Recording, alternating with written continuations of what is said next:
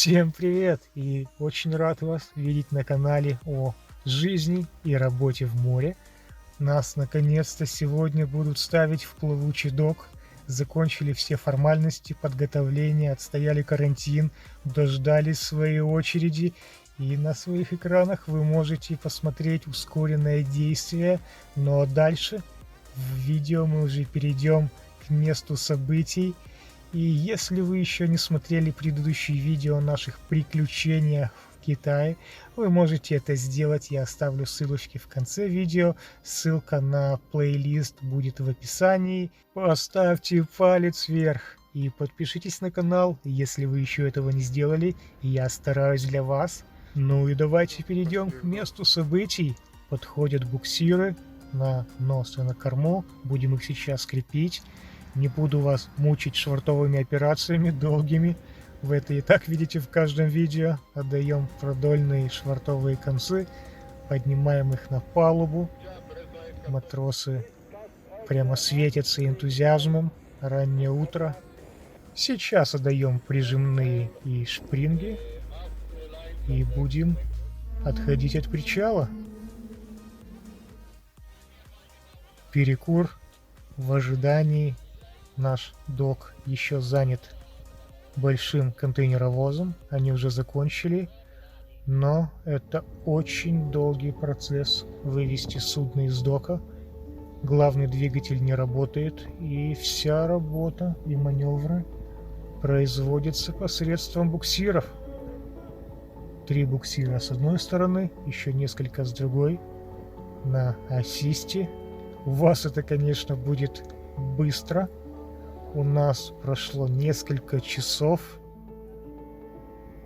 Эх, посмотрим, что вдали. Вот, кстати, посмотрите, огромное количество портовых кранов. Там стоит завод по их изготовлению и готовят их к отправке у причала. А мы все так же ждем, пока выведут это судно. Холодно, замерзли уже все. Ребята уже скурили по несколько пачек сигарет. Ну, хорошо, хоть меня это не касается. Я уже давно бросил. И вот, наконец-то его вывели и оттягивают. Сейчас будет наша очередь постановки. Док полностью затоплен под наш текущий драфт. Мы откатали максимум балластных вод. Практически 2 метра носовой осадки, 4,5 кормовая. Вот он, красавец, вдали, и несколько дополнительных часов маневров. Сейчас будем крепить дополнительные буксиры, целимся, центруемся, ищем, откуда же взять наилучший кадр. Сейчас будем подавать канаты.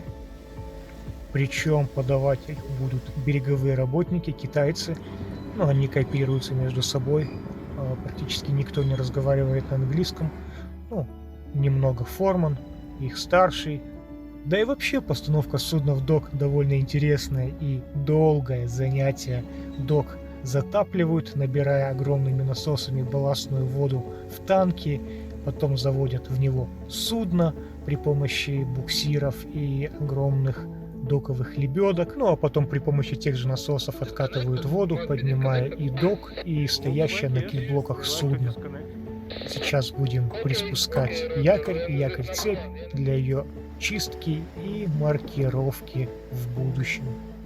Уже начали натягивать защитные тряпичные экраны для предотвращения распространения пыли. Ну что, погнали вниз. Трап еще не поставили, так что спустят нас башенным краном в железной корзине. Ну все, палуба дока практически сухая. Идем вниз на инспекцию. На видео этого не передать.